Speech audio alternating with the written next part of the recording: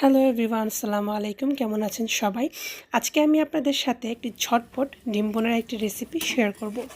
বাসায় হঠাৎ মেহমান চলে এসেছে বা শাকসবজি খেতে ভালো লাগে না, ঝটপট এই ডিম বোনার রেসিপিটি বাসায় ট্রাই করে দেখবেন, অবশ্যই আপনাদের ভালো লাগবে।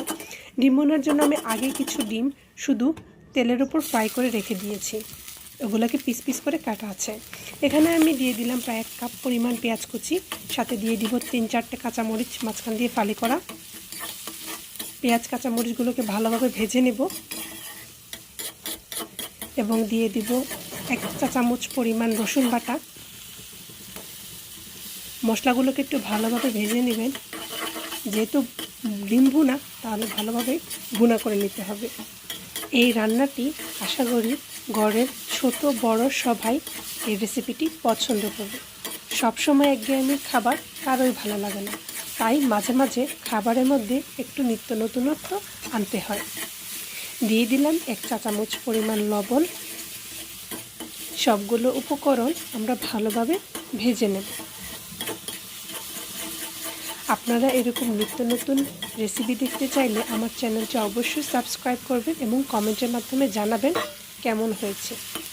দিয়ে দিলাম 1 কাপ পরিমাণ টমেটো।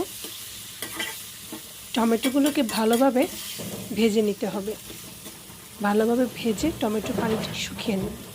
এখন দিয়ে দেব 1 চামচ পরিমাণ জিরার গুঁড়া এবং 1/2 চামচ পরিমাণ ধনিয়ার গুঁড়া। দিয়ে দেব 1/2 চা চামচ পরিমাণ মরিচের গুঁড়ো। যেহেতু আমি এখানে কাঁচামরিচ অ্যাড করেছি, তাই গুঁড়া মরিচের পরিমাণটা একটু কমিয়ে দিলাম। আপনারা চাইলে আপনাদের স্বাদ অনুযায়ী বাড়িয়ে এবং কমিয়ে দিতে পারবেন। দিয়ে দিলাম 1/2 চা চামচ পরিমাণ হলুদের গুঁড়ো।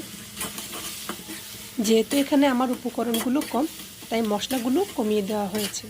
আপনাদের রান্নার উপকরণের উপর বেস করে আপনারা মশলা বাড়িয়ে অথবা কমিয়ে দিবেন। মশলাগুলো ভালো করে কষানো হয়ে গেলে একটু ঝোল দিয়ে মশলাটাকে ভালো করে রান্না করে নেবেন। 5 মিনিট রান্না করার পর কেটে রাখা ডিমের ফালিগুলো একে একে এটার উপরে দিয়ে দিবেন।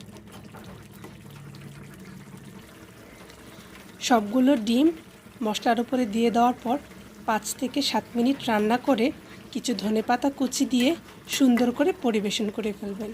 ব্যাস, ঝটপট আমাদের ডিম ভুনা রেসিপিটি করা হয়ে গেল। বাসায় আপনারা অবশ্যই ট্রাই করবেন এবং কমেন্টের মাধ্যমে জানাবেন আপনাদের ডিম ভুনা রেসিপিটি কেমন হয়েছে। সবাই ভালো থাকবেন, সুস্থ থাকবেন। আসসালামু আলাইকুম।